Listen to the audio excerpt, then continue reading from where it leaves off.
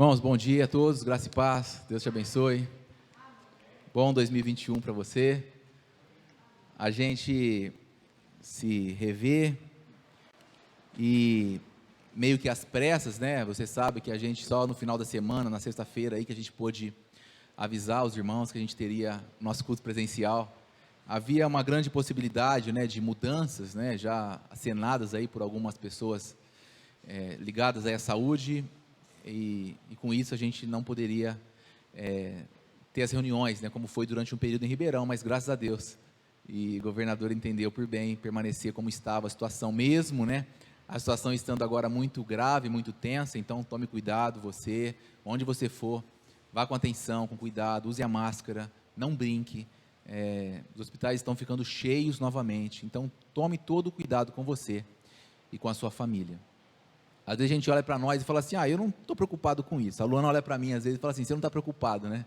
Eu falo, para falar a verdade, eu nunca fiquei, mas eu faço a minha parte. Eu lavo a mão, eu uso álcool, eu uso a máscara, eu tomo todo o cuidado de não colocar a mão no olho, eu faço a minha parte, porque eu sei que tem pessoas próximas de mim, né, que teoricamente seriam suscetíveis a ter uma maior consequência, caso fossem vítimas aí desse vírus. Então eu sou responsável por aqueles que estão próximos de mim. Então se lembre disso, tá bom?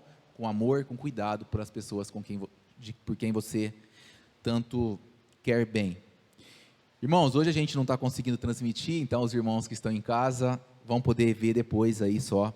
Tivemos um problema no computador, né, Keila?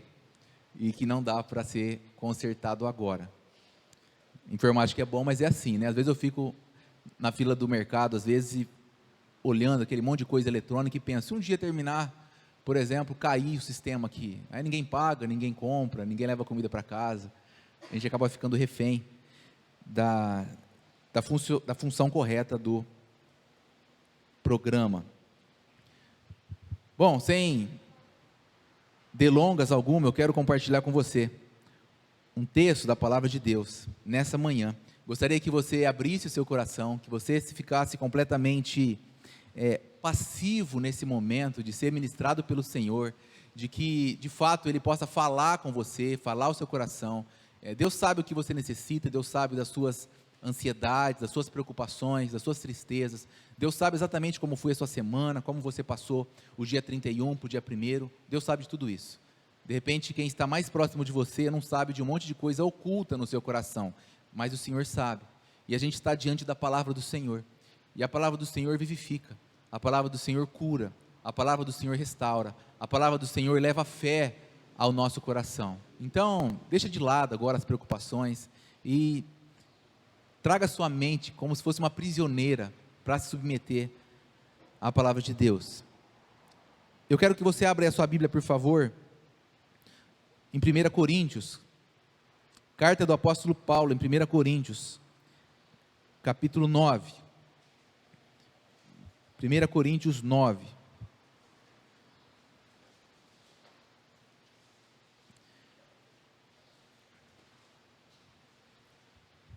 algumas pessoas às vezes, e são muitas as pessoas, está passando por alguma dificuldade de saúde, ou mental, vai ao médico lá fazer uma consulta com o doutor, e aí o médico olha, conversa ali um pouquinho com a pessoa e diz assim, olha, para você o melhor remédio é fazer uma caminhada. A gente vai no médico sempre querendo remédio. Eu me lembro de uma vez, a minha mãe, eu levei ela ao médico, e aí quando a gente saiu do médico, ela estava brava, muito brava. Falei, mãe, o que aconteceu? Não gostei do médico, não quero voltar mais no médico. Esperei ela acalmar e falei, mas o que aconteceu? Por que a senhora não gostou do médico? Era no período de pandemia, eu não podia entrar com ela na sala. E ela disse, olha, falou um monte de coisa para mim lá e não me deu nenhum remédio. Eu falei, mas é ele que é o médico. Ele vai entender que o caso da senhora não era remédio. Mas o médico deu para ela várias orientações. Mas ela queria remédio. E muitas pessoas vão ao médico querendo um remédio, o médico olha e diz assim, olha, para você, na sua situação, a melhor coisa que você tem a fazer, por exemplo, é fazer uma caminhada todos os dias. Meia hora por dia, 1 hora por dia. Esse aí é o remédio para essa pessoa. Aí a pessoa olha assim, olha, não tenho vontade nenhuma de fazer caminhada. Outras pessoas estão passando dificuldade no casamento, e aí um amigo, alguém, olha e diz, olha, marido, o que você tem que fazer é fazer isso para com a sua esposa, para que depois de um tempo, o seu casamento volte a ser como era um dia. E aí ele diz, olha, não tenho vontade nenhuma de fazer isso por minha esposa. Ou então dizem para a esposa, olha, você tem que cuidar melhor do seu marido, você tem que parar de ser grosseira com o seu marido, você tem que dar mais atenção para o seu marido, e aí seu casamento vai mudar. Ela diz, olha, não tenho vontade de ser nenhuma, e quando eu casei com ele, eu já era assim, eu não tenho vontade de fazer isso.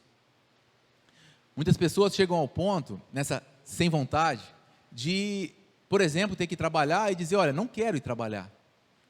E talvez você já tenha passado por isso algumas vezes, não tenho vontade de trabalhar. E algumas vão num estágio ainda mais avançado e dizem, olha, eu não tenho vontade nem de tomar banho.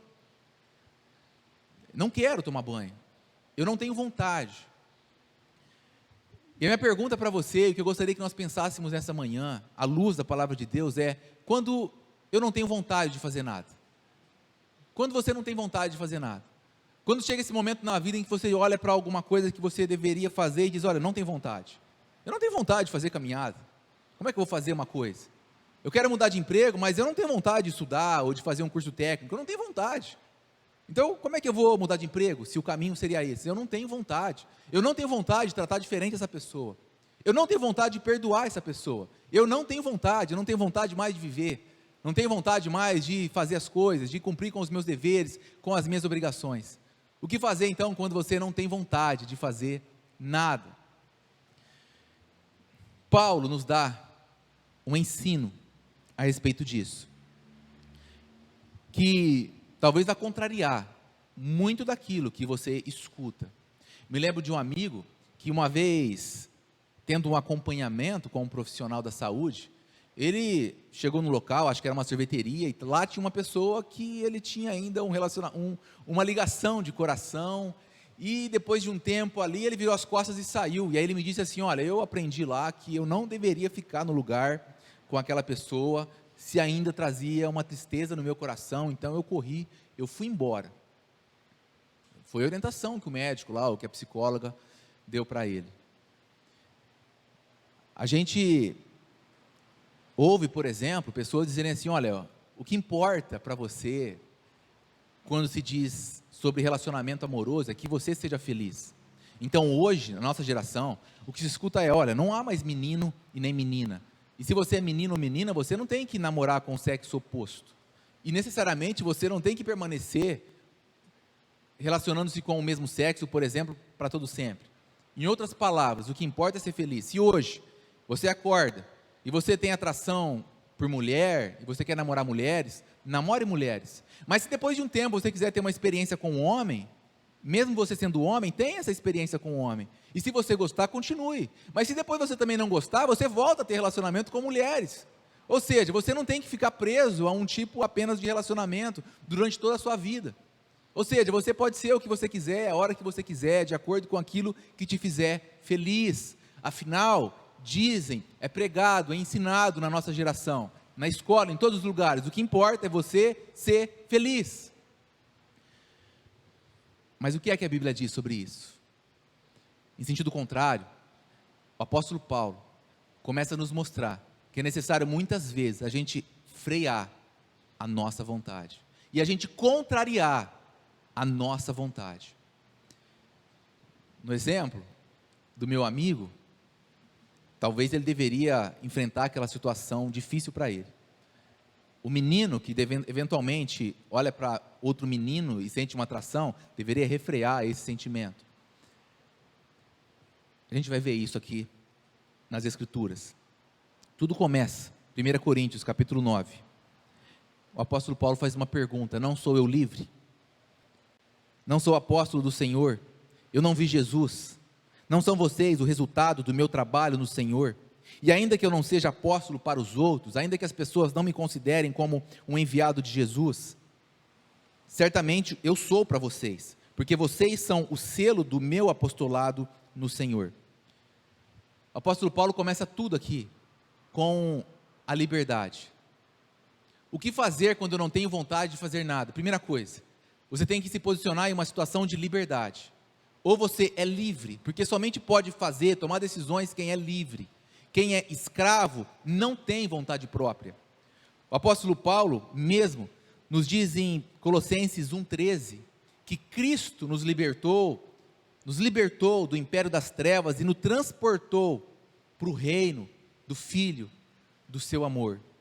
E o próprio Senhor Jesus, em João 8, versículo 34, diz que todo aquele que comete o pecado, que vive na prática do pecado, é escravo do pecado, em contraposição a essa libertação. E no versículo 36, Jesus diz, olha, mas se o Filho vos libertar, então de fato vocês serão livres. Significa, se você não tem vontade de fazer nada, ou de fazer aquilo que deve fazer, ou de deixar de fazer aquilo que você não precisa fazer, ou não deve fazer, você tem que olhar para si próprio e ver, eu sou livre. E como é que a gente é livre?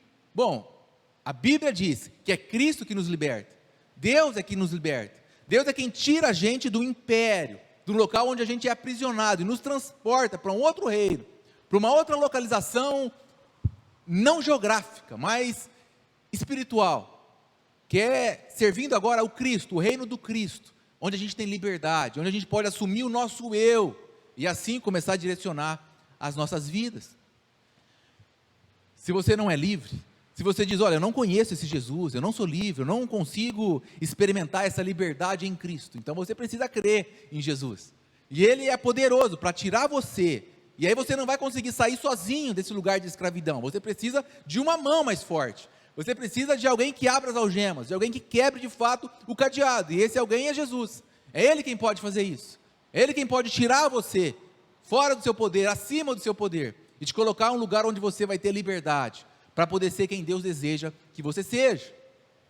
Agora, se você diz, olha, eu já sou livre, eu já fui transportado desse lugar de trevas, para o reino do Filho do amor de Deus, eu já conheço Jesus, eu creio nele, com todo o meu coração, não há a menor dúvida para mim, para isso, mas ainda assim, eu não consigo muitas vezes, ou não sinto vontade de fazer aquilo que eu sei que eu deveria fazer. Se é assim com você, você tem que se posicionar, você tem que olhar para si, e você tem que declarar a palavra de Deus, eu sou livre. Paulo começa tudo dizendo, eu sou livre. Ele faz uma afirmação, em forma de pergunta, ele está dizendo, olha, eu sou livre, eu tenho liberdade, não tem mais ninguém que me escraviza, não tem mais nenhum poder que é capaz de fazer com que eu não faça, ou faça alguma coisa, eu sou livre. Então você tem que declarar isso, porque muitas vezes a gente pode chegar diante de um prisioneiro e ler para ele o alvará de soltura, e ainda assim ele continuar preso na cela. O que ele tem que fazer é dizer, olha, agora eu sou livre, agora a palavra declara que eu sou livre, então agora eu vivo como liberto, agora eu saio dessa jaula, eu abro a porta, eu caminho em liberdade, tranquilo, os policiais não vão vir me prisão, porque agora eu tenho aqui um alvará de soltura, tenho uma autoridade que declarou que eu sou livre. Então todas as vezes que eventualmente, você que crê nesse Jesus, nessa liberdade promovida pelo Senhor, se você se sentir aprisionado, se você se sentir em dúvida, será mesmo, talvez como prisioneiro, será mesmo que isso é verdadeiro? Confirme, confesse a palavra de Deus declarada. Ele me libertou já um dia do império das trevas e me transportou para o reino do Filho do seu amor. Então ainda que eu ache, ainda que eu experimente, ainda que eu sinta que às vezes eu não tenho liberdade, eu não posso fazer, eu não posso ser, peraí, eu deixo de lado as minhas dúvidas, e eu confesso, eu declaro, eu creio na palavra declarada do meu Deus, que é muito superior, é muito mais sábio do que a minha mente, é muito mais poderoso do que os seus braços. Então a liberdade, se assumir livre, se ver livre, olhar para o mundo e falar assim, eu posso, olhar para as coisas e falar assim, eu consigo, olhar e falar assim, é possível, não é porque as pessoas estão dizendo o contrário, é porque Deus está dizendo, você é livre. Sem essa liberdade, você pode se esforçar, você pode lutar, você pode cansar, mas você não vai conseguir muito progresso na sua vida. Você vai se sentir cada vez mais aprisionado. O prisioneiro não tem liberdade, o prisioneiro não consegue fazer aquilo que tanto gostaria. Ele apenas observa de longe os outros fazerem, enquanto ele não consegue fazer, porque ele é prisioneiro. Então, liberdade. Se você de fato foi liberto, assuma essa liberdade, declare essa liberdade, fale para você, olhe no espelho e fale para você quantas vezes for preciso. Vá deitar à noite e confesse, fale isso, eu sou livre, eu não sou mais escravo, eu sou livre, eu posso fazer, eu consigo fazer. Deus disse, Deus disse, Deus é verdadeiro. Todo homem seja mentiroso, mas Deus é verdadeiro. E se Deus disse, se Deus prometeu, Ele é fiel, Ele cumpre, e Ele vai fazer que isso se torne possível na sua vida. Paulo tem isso muito claro para ele: eu sou livre.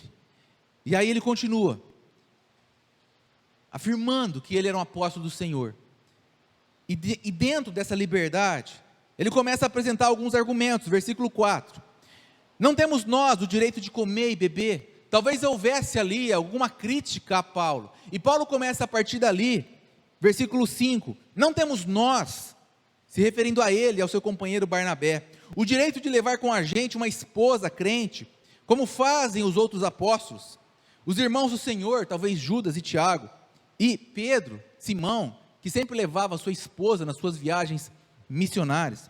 Versículo 6, ou será que só eu e Barnabé não temos o direito de receber sustento sem trabalhar?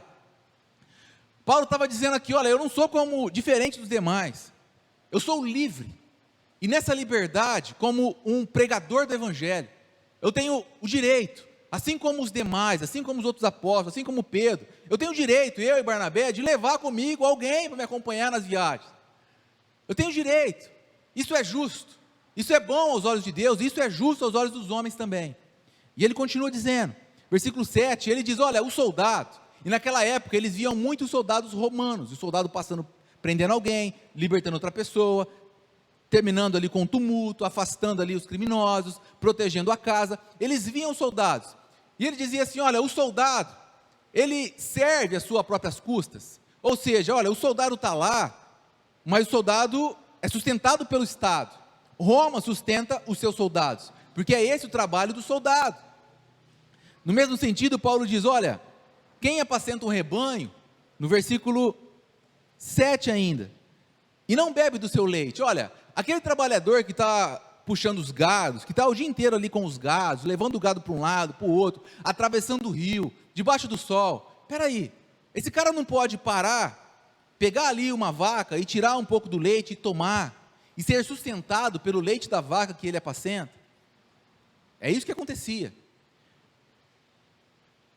E aí, Paulo diz, olha, e eu não digo isso apenas para que vocês compreendam pelo raciocínio humano, mas a lei também não diz a mesma coisa. Ele cita a lei de Moisés, no próximo versículo, que diz, olha, a lei está dizendo, não amordace, não prenda a boca do boi enquanto ele está trabalhando no cereal. Ou seja, enquanto o boi está trabalhando, o boi pode comer do cereal. Enquanto o boi está fazendo algo com os milhos, o boi pode se alimentar do milho. Não deixe o boi passar fome enquanto ele está trabalhando ali. E aí Paulo chega à conclusão, olha, você acha que Deus estava preocupado com o boi? Ou será que era a nosso respeito que Deus estava dizendo? Em outras palavras, Deus estava dizendo isso a respeito de mim, Paulo, de Barnabé, de Pedro, de Tiago, de Judas, de todos aqueles que pregam o evangelho. É a respeito dessas pessoas. E lembra, Paulo começa tudo, eu sou livre, completamente livre. Versículo 11, se entre vocês nós semeamos coisas espirituais, se nós pregamos para vocês, se nós auxiliamos vocês naquilo que é espiritual, seria demais nós colhermos de vocês coisas materiais? Paulo está dizendo, olha, se nós damos para vocês aquilo que é espiritual, que é muito mais importante do que aquilo que é material, seria demais que nós, eu, Paulo e Barnabé, colhêssemos de vocês aquilo que é material? Seria demais que vocês sustentassem nós, enquanto nós nos dedicamos a isso tudo? A dar às pessoas aquilo que é espiritual? Seria isso demais? Julguem vocês. Apóstolo Paulo chama a igreja a pensar sobre isso. Versículo 12, se outros têm direito de ser sustentados por vocês, nós o temos ainda mais. Versículo 12 ainda, mas nós nunca usamos desse direito. Eu sou livre, e nessa liberdade, eu poderia, diz Paulo, eu poderia levar uma mulher comigo, eu poderia ser sustentado por vocês. Isso é bom aos olhos de Deus, isso é justo, isso é correto, diante dos homens e diante de Deus. Mas nós nunca usamos desse direito. Eu nunca usei desse direito, diz o apóstolo Paulo. Eu tenho esse direito, mas eu não uso desse direito. Ao contrário, eu suporto tudo para não colocar obstáculo algum ao evangelho de Cristo. Ao contrário, olha, eu prefiro ficar com essas limitações, Eu prefiro suportar tudo, enfrentar dificuldade, para não colocar nenhum obstáculo. Talvez Paulo pensasse assim: eu não quero que quando eu entrar numa cidade, essas pessoas achem, olha, está aí um profissional da fé, está aí alguém que é pago para poder falar o que está dizendo, está aí alguém que está ficando rico com a fé. Então Paulo diz: olha, eu não quero, nem de longe, que alguém um dia ache em mim, ou ache nesse direito, um tropeço para o Evangelho. Eu não quero que ninguém possa olhar para a minha vida e dizer: olha, eu não creio nesse Evangelho, eu não creio nesse Jesus, por causa daquilo que a igreja faz por você, Paulo. Então eu prefiro suportar, eu prefiro abrir mão desse direito, eu prefiro deixar isso de lado, mesmo sabendo, e vocês como igreja sabendo, que isso seria justo aos olhos de Deus. E aí ele continua dizendo, porque vocês sabem, que aqueles que trabalham no templo, que quando os animais eram oferecidos em sacrifício no templo, o sacerdote comia também daquele sacrifício, daquela oferta. Ou seja, se ele trabalha ali, ele é alimentado também ali. Da mesma forma, versículo 14, o Senhor ordenou que aqueles que pregam o Evangelho, que vivam do Evangelho. Versículo 15, mas eu não tenho usado de nenhum desses direitos. O Senhor ordenou, é justo, qualquer um pode fazer, mas eu não uso desse direito. E aí ele continua dizendo: olha, eu não estou dizendo isso para que vocês passem a fazer isso para mim agora, eu não estou dizendo isso para que vocês agora como igreja olhem para mim e digam assim: Paulo, agora quando você for viajar, a gente vai pagar o seu sustento, o hotel seu, e de uma pessoa também, de uma mulher para te acompanhar, sua irmã, ou da sua esposa, de alguém da sua família, de uma irmã crente, de alguém para te ajudar, para lavar suas roupas, para estar com você, para comer junto com você, para orar junto com você. Nós vamos proporcionar uma pessoa para ir com você na viagem. Ele está dizendo: não estou contando tudo isso para que vocês passem a fazer, e eu não quero que vocês me paguem também para ir naquela cidade pregar o Evangelho. Então por que é que ele está falando isso? E ele continua dizendo: eu prefiro morrer, versículo 15, prefiro a morte, do que permitir que alguém me prive deste meu orgulho, dessa minha alegria, satisfação. Contudo, quando eu prego o Evangelho, não posso me orgulhar, porque é minha imposta a necessidade de pregar, e ai de mim se não pregar o Evangelho. Ele está dizendo: olha, eu não faço isso por causa de vocês, eu faço isso porque eu tenho o dever de fazer isso, eu faço isso porque antes de ter um compromisso com vocês, eu tenho um compromisso com Deus, foi Deus quem me enviou para fazer isso, e é por isso que eu faço.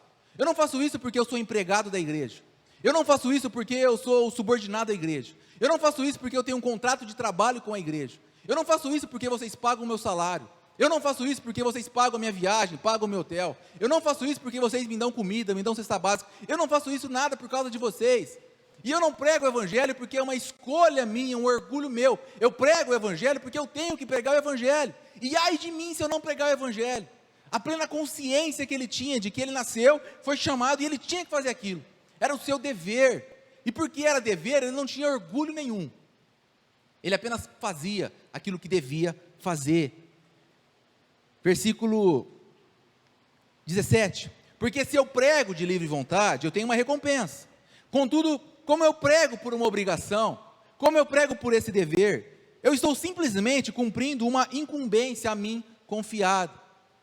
A consciência do apóstolo de que, olha, o meu ministério, aquilo que eu exerço porque me foi confiada uma incumbência. Paulo, você um dia chegou diante de Deus e pediu para Deus te confiar a vida dos gentios? Paulo diria: nunca pedi. Paulo, você um dia escolheu não pregar para judeus, mas ser o pregador dos gentios, como Jesus disse que você seria? Ele nos responderia: nunca passou isso na minha cabeça. Paulo, você um dia sonhou, desejou sentar no meio dos cristãos que comem carne de porco, do meio dos gentios que comem carne de porco?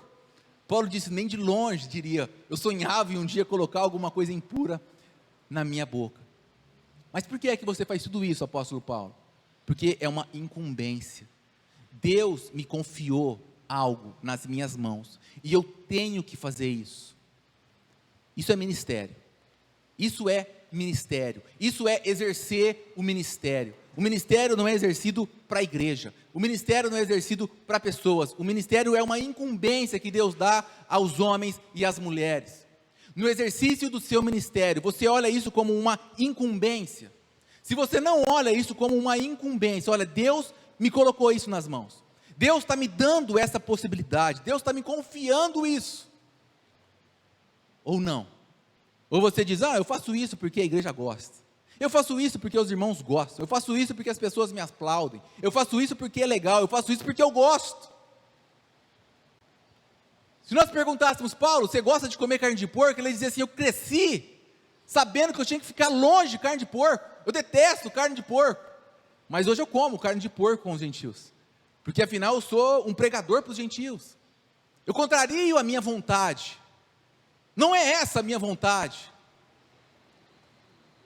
Se a gente, irmãos, se a igreja de Cristo na terra, olhasse, se cada um dos cristãos, olhasse para a própria vida como um ministério, olhasse para a própria vida e perguntasse qual foi a incumbência, o que é, irmão, que Deus colocou nas tuas mãos hoje, nesse tempo, nesse período, o que é que Deus tem confiado a você, e o que Ele tem confiado a você, não é o da esquerda e não é o da direita, e é por isso que pode todo mundo da esquerda, da direita, parar, deixar de lado, falar, não me importo com isso. Mas se nós temos a consciência de que é uma incumbência de Deus, muda tudo na nossa vida.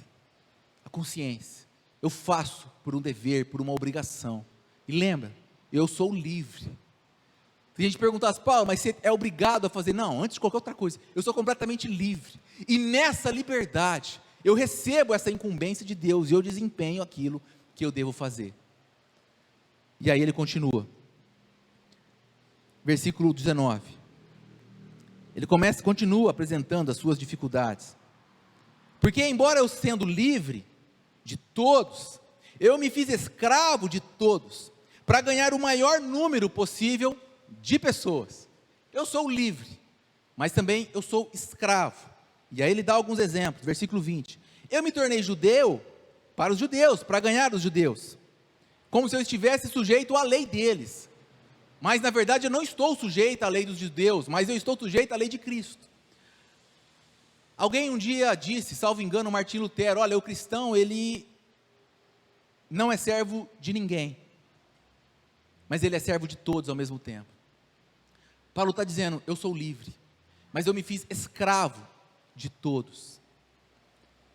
Diante do judeu, eu me tornei um judeu. Ele não está dizendo, olha, eu faço de conta que eu sou judeu. Não, com o judeu, eu de fato sou judeu. Se é para ficar longe da carne de porco no meio dos judeus, eu fico longe. Eu não vou comer carne de porco. Se é para lavar as mãos quando eu me assento à mesa, porque isso é importante para os judeus, então quando eu chego eu vou lavar as minhas mãos. Se tem que deixar as sandálias lá fora, como é costume dos judeus, eu vou chegar na casa dos judeus, eu vou deixar as minhas sandálias lá fora. Eu não vou chegar achando que as coisas são do meu jeito, mas eu vou respeitar. E eu vou me tornar um como eles, para ganhar o maior número possível de judeus. E em relação aos gentios, os não-judeus, aqueles que estão sem lei, versículo 21, eu me tornei como um sem lei. Então se eu entro na casa de alguém que não tem lei, e que lá eles comem de tudo, eu sento na mesa e como de tudo. Se lá eles não ficam lavando a mão antes de comer, como faziam os discípulos de Jesus, por exemplo, eu também não vou ficar lavando as minhas mãos, eu vou sentar com eles e vou comer ali, na boa, para não causar nenhum escândalo, para que eles não olhem para mim e achem que eu sou um ser espiritual, de outro mundo, de outro lugar, eu me torno como um deles. Então em algumas casas eu entro com sapato, em outras eu deixo o sapato lá fora, em umas casas eu como carne de porco, em outras eu nem chego perto da carne de porco, porque eu sei que eles não gostam disso. Por que é que você faz isso, apóstolo Paulo? Versículo 22, para com os fracos, eu me tornei fraco, para ganhar os fracos. Eu tornei-me tudo para com todos, para de alguma forma ganhar alguns. E eu faço tudo isso. Por quê, Paulo? Por que, Paulo, você deixa de fazer o que você quer e faz aquilo que você não gostaria? Por que é que você faz isso? Eu faço tudo isso por causa do Evangelho, para ser coparticipante dele. Eu faço tudo isso, diz Paulo, apenas porque eu quero participar do Evangelho de Cristo. Eu quero participar, eu quero estar unido a esse Evangelho de Jesus. Eu quero ser um participante. Eu não quero que Deus olhe para a terra e diga, olha, eu enviei meu Evangelho, eu enviei as boas notícias, e você fez de conta que não era com você. Paulo, não, eu sei que era comigo isso. Essas boas notícias me alcançaram, eu quero participar disso. Eu quero que é o maior número de pessoas possível. também participem dessas boas novas. Com esse relato de Paulo, o que nós vemos aqui é flexibilidade na vida de Paulo. Irmão, irmã, não tem que ser tudo do seu jeito. As coisas não tem que ser do jeito que você acha que tem que ser. Tem muita gente que, por exemplo, num casamento, o marido diz: olha, se o feijão não tiver desse jeito, eu não como. Isso é completamente errado. Não come. Tem que ser do seu jeito. Não dá para comer o feijão aguado, como Paulo comeria o feijão aguado na casa de uma mulher que não sabe cozinhar, e dar um sorriso para sua esposa. Isso vai mudar completamente o seu casamento. O que eu quero que você entenda é que o Evangelho não é uma mágica. As pessoas têm um problema na vida, e elas querem uma mudança, e elas acham que elas vão ao médico, e vão pegar um comprimido mágico, que vão tomar, e vão mudar completamente a sua vida. Não é isso que o Evangelho ensina.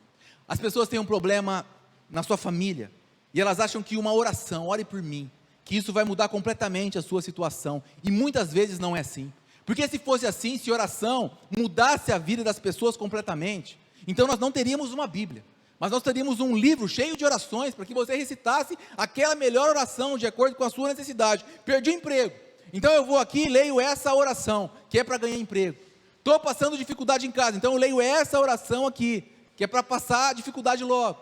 Olha, o marido brigou comigo, então eu vou ler essa oração. A minha esposa me deixou, meu marido me deixou, então eu leio essa oração.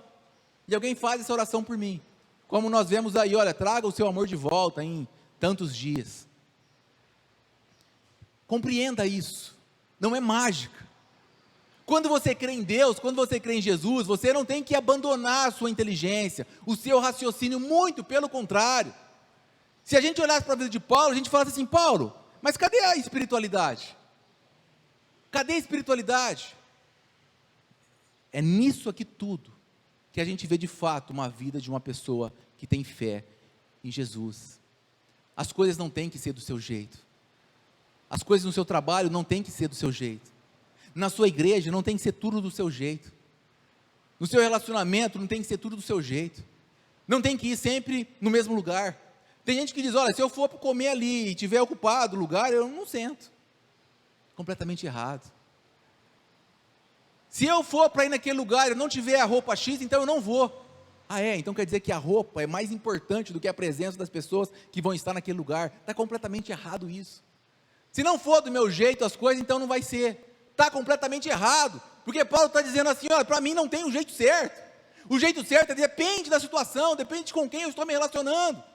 Com algumas pessoas mais abertas, mais compreendidas, mais fáceis de lidar, eu ajo dessa maneira, mas com aquelas que são mais difíceis, as mais fracas, eu ajo dessa maneira aqui.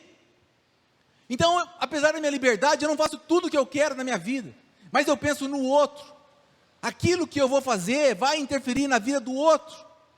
Eu poderia receber um salário de vocês, diz o apóstolo Paulo, mas eu penso nos outros, na minha época, na minha geração, então eu prefiro não receber, para eventualmente não causar um escândalo a nenhuma outra pessoa, não ser um tropeço para o Evangelho.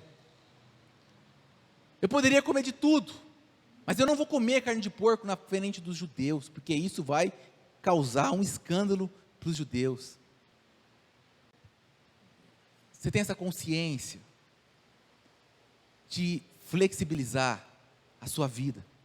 Não é negociar com aquilo que é errado, mas é compreender que tem que se adaptar, que tem que mudar, que tem que ter jogo de cintura muitas vezes, que tem que ter compreensão, que não pode levar tudo a ferro e fogo, porque nem Deus leva tudo a ferro e fogo. E se Deus fosse levar tudo assim, o que seria de nós? Estaremos todos destruídos. Mas Deus age com amor e com misericórdia. Lembre disso. E o apóstolo Paulo, depois de nos mostrar toda essa flexibilidade, esse bom senso, versículo 23, versículo 24, ele nos dá um exemplo. Agora olhe para você e imagine-se dentro de um estádio, das Olimpíadas, onde as pessoas correm, a maratona, aquele esporte mais antigo do mundo, onde as pessoas correm assim em círculo, né? E as crianças já aprendem isso, porque o meu filho pequenininho já gosta de postar corrida, né? A pele quer postar corrida, então isso é um esporte que já vem desde o berço. A criancinha começa a andar e já quer sair correndo, e aí ela encontra o outro, quer correr para ver quem chega antes, e os homens crescem e continuam crianças com esporte, que é o atletismo. E aí Paulo lembra, olha, vocês sabem como funciona o esporte, o atletismo, todos correm no estádio, mas somente um vai ganhar o prêmio. As pessoas diriam, claro, a gente sabe, e nós também diríamos, claro Paulo, eu sei, eu já vi Olimpíadas aí na televisão, 10 homens, um do lado do outro, só um vai chegar em primeiro lugar, só um que vai ganhar a medalha, vai ser o campeão. E aí ele diz assim para nós, versículo 23, segunda parte, 24, corram de tal modo que alcancem o prêmio. Espera aí, correr? É, correr. Na vida espiritual agora, você vai correr. Paulo, mas tem hora que eu não tenho nem vontade de sair da cama. Como é que eu vou correr? E para ganhar um prêmio? Como é que eu vou correr com as pessoas ao meu lado e vou ter que chegar primeiro? Ele continua. Versículo 25. Todos os que competem nos jogos se submetem a um treinamento rigoroso. É verdade isso ou não? Até os dias de hoje. O André é esportista, deve saber muito melhor que nós. A gente sabe, por exemplo, o Moisés é técnico de futebol. Futebol amador, futebol quase profissional. Futebol arte. Ele sabe. Os jogadores de futebol, por exemplo, antes de uma grande competição, muitas vezes são obrigados a ficar longe de casa, a nem mesmo ter relacionamento com a esposa, para concentrar em toda a sua energia. Os jogadores de futebol são obrigados a deixar de comer, de tomar cerveja, por exemplo, aqueles que gostam, antes de um período de jogos. Os jogadores, os que competem, se submetem a um treinamento rigoroso. Para que eles fazem isso? Para obter uma coroa, que logo perece, mas nós o fazemos para ganhar uma coroa, que dura para sempre. Olha, o jogador no estádio vai ganhar uma medalha, uma coroa, que não vai levar com ele, é corruptível, é deste mundo, mas nós corremos, na nossa vida com Cristo, com Deus, a nossa coroa é incorruptível, o nosso prêmio é por toda a eternidade. E ele continua, sendo assim, eu não corro como quem corre sem alvo, e não luto como quem esmurra o ar. Paulo está dizendo, eu tenho objetivos, eu sei onde eu quero chegar. O cara, quando sai para correr, ele sabe onde ele tem que chegar, e ele sabe o que ele tem que fazer para chegar lá. Objetivo. Se você não tem objetivo na vida, se você não sabe onde você quer chegar em relação a esse assunto, qual é o seu alvo em relação a esse ponto específico, e talvez você tenha 200 pontos específicos na vida, mas em cada um deles você tem que ter um alvo, porque se você não tiver um alvo, se você não olhar e dizer, olha, eu quero isso, eu quero alcançar isso, eu quero esse prêmio, eu quero chegar nesse lugar, eu quero conquistar isso, eu quero estar nessa posição, eu quero estar desse jeito, eu quero essa mudança, eu quero essa construção, eu quero viver isso, eu quero experimentar isso, eu quero me livrar disso de fato, um alvo, um objetivo. Porque se a gente não tem esse objetivo, ensina o apóstolo Paulo, a gente é como um lutador, alguém que está se esforçando de fato, mas que no versículo 26, corre sem alvo e luta como quem esmurra o ar. Estou dando soco no ar. O que você vai conseguir com isso? Cansaço. Se você luta boxe e ficar dando soco ao ar, o que você vai conseguir? Fadiga, cansaço. E qual será o seu resultado? Nenhum, porque soco ao ar não causa resultado. Para você conseguir resultado, você teria que dar um soco no seu adversário, e um soco forte, e para isso você teria que ter treinado muito tempo antes, para conseguir derrubar o seu adversário em uma luta. Se a gente não tem alvo, não significa que a gente não cansa, muito pelo contrário, por falta de alvo, você vai cansar muito mais, você vai se ver às vezes esgotado, fadigado, e aí você se pergunta, mas por que é que eu estou assim? Muitas vezes é porque você não sabe onde quer chegar, porque se você cansa, mas olhando para frente, o corredor quando está correndo, mas ele está olhando para o prêmio dele, então ele consegue correr, E quando ele está querendo parar, quando ele está querendo desanimar, quando ele está dizendo, olha, está difícil demais para mim, ele se lembra do prêmio dele, e aí então ele corre mais, vem força de onde ele nem imaginava, e ele diz, agora eu consigo, agora eu vou ganhar, agora eu vou chegar. Mas esse mesmo corredor, se sair correndo, pega a Via Norte e corre, para que ele ia perguntar? Corre aí, dá uma corrida forte. Ele nunca iria fazer aquilo que ele faz, quando está reunido lá, na arena olímpica. Tenha objetivos na vida. De repente você estabelece um objetivo muito longe, estabelece um mais curto. De repente você diz assim, olha, eu quero isso para a minha vida, eu sonho com isso. Tá, mas sonha para quando?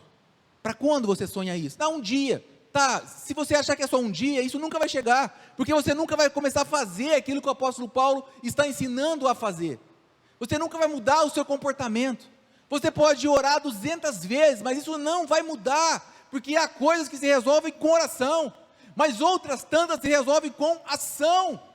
Se uma pessoa está zangada com você, você pode orar 200 vezes, que não vai resolver nada.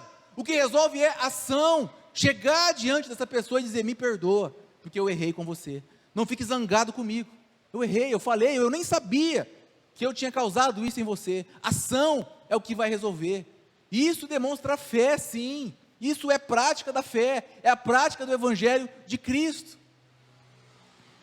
E aí Paulo continua no versículo 27, mas eu esmurro o meu corpo, e faço dele o meu escravo, para que depois de ter pregado aos outros, eu mesmo não venha a ser reprovado.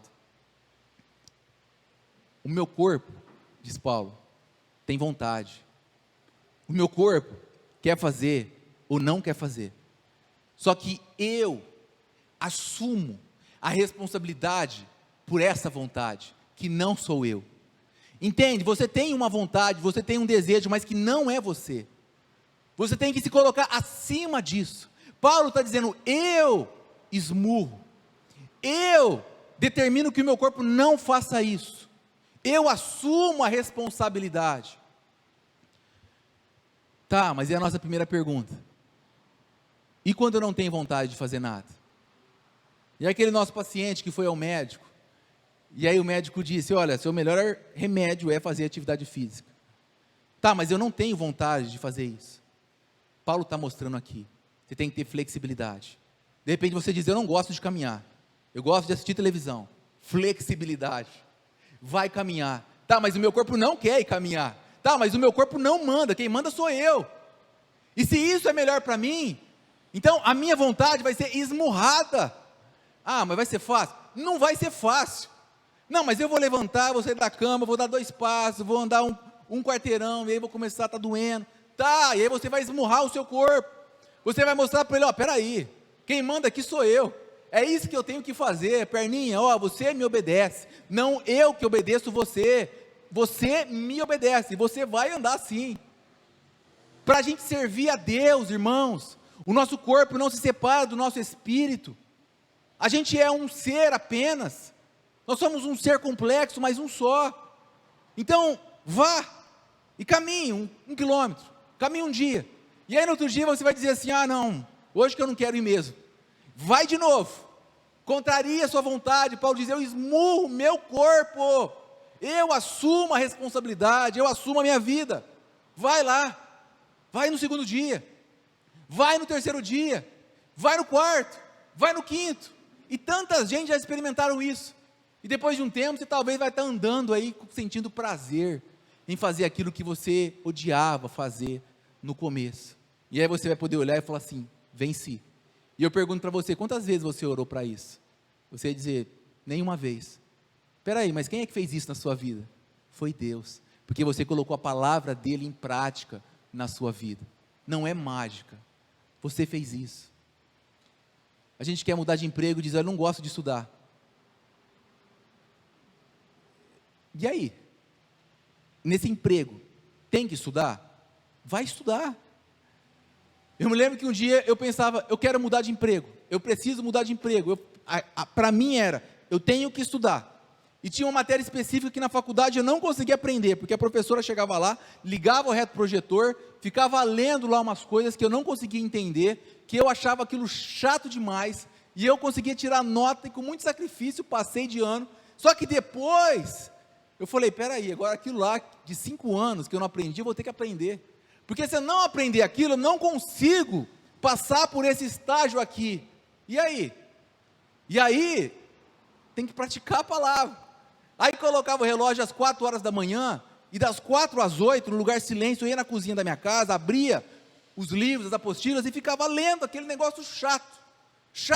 Eu falei, isso aqui é muito chato, mas eu tinha que fazer aquilo.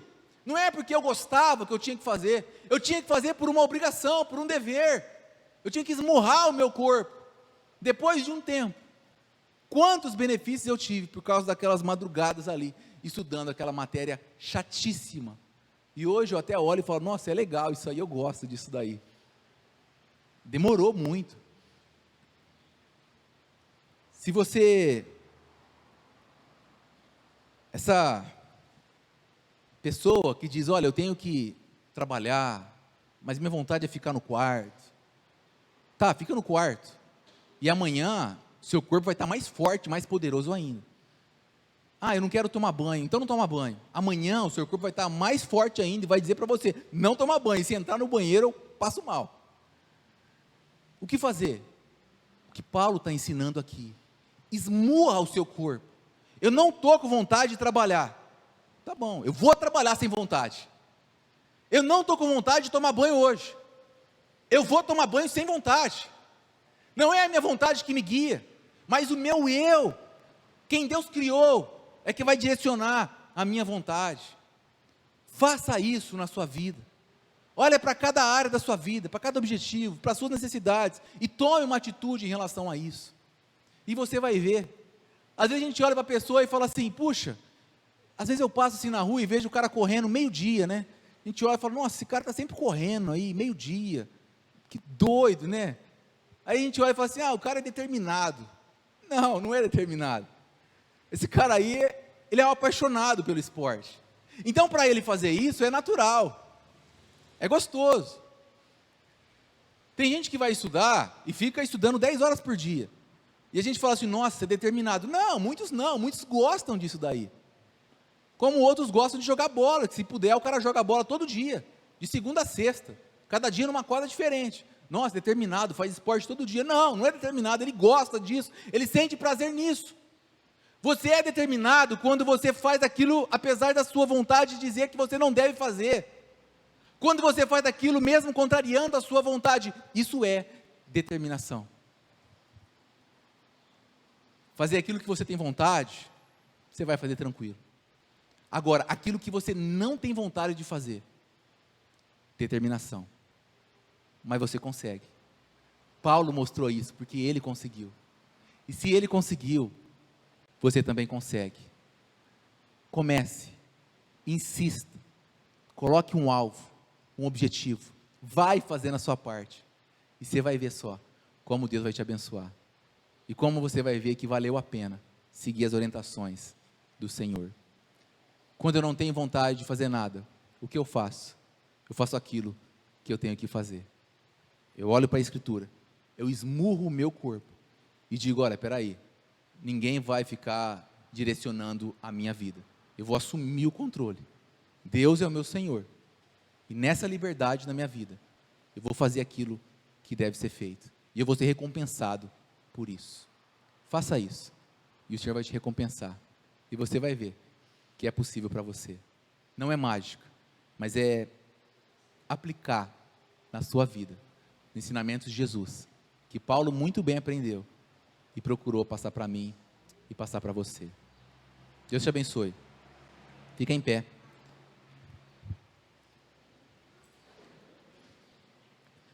Feche os teus olhos nessa manhã, a gente vai cantar o último hino. Pensa na sua vida, o que é que você tem olhado, que você deseja uma mudança, de repente você diz, olha, eu não tenho vontade de fazer isso, ou você acha, olha, eu não consigo, para com isso, você consegue. Se você diz, olha, eu não tenho vontade, tá, isso não importa, você entendeu nessa manhã, a sua vontade não importa, o que importa é você fazer o que deve ser feito, o que é correto, você consegue fazer isso sim, Deus te criou e te deu possibilidades, assuma aí a rédea da situação, Assuma o controle de fato, isso agrada a Deus.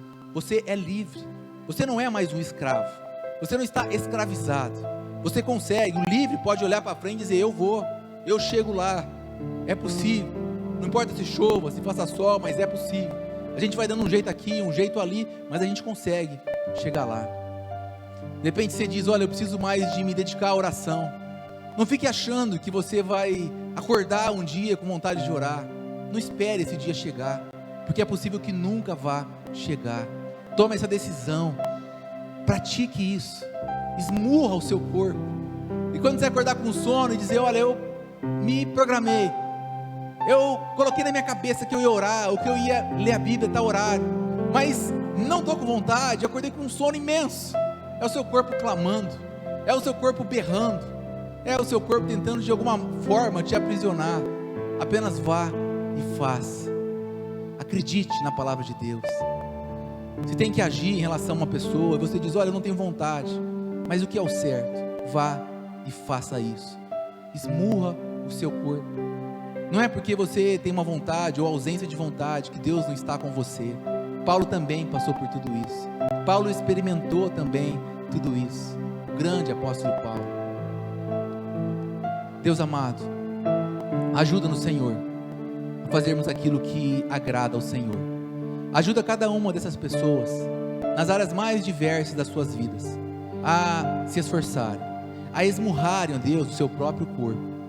Deus, que elas consigam chegar, ó Deus, em primeiro, que elas corram, ó Deus, a corrida da vida, para ganhar o prêmio, ó Deus, incorruptível, o prêmio, ó Deus, que é estar com o Senhor por toda a eternidade. Ajuda-nos aqui na terra. Elas têm muitas coisas, muitas lutas, muitos desafios. Ajuda, Senhor, a cada uma dessas pessoas. Fortaleça, querido Espírito Santo.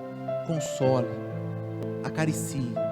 Que as tuas mãos abençoadoras, que Deus tremendo, mas tão próximo, sussurre ao ouvido dessas pessoas: você pode. Vai lá e faz. Você pode. Eu vou estar com você. Eu vou te ajudar. Você não vai estar sozinho nisso. As minhas mãos estarão nas tuas mãos. Você pode. E quando você não tiver vontade, faz mesmo sem a vontade. Me honra. E eu vou te abençoar nisso. Em nome de Jesus. Amém. Deus te abençoe. Vamos louvar o Senhor.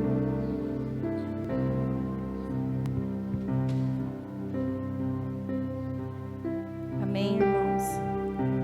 Glória a Deus pela palavra. Quando o pastor estava pregando, eu estava lembrando assim de alguns objetivos. E um dos meus, assim, eu estou falando sobre mim. Eu tenho um desejo muito grande no coração de sair pregando a palavra aqui no bairro com o Ricardo. A gente já tem falado disso.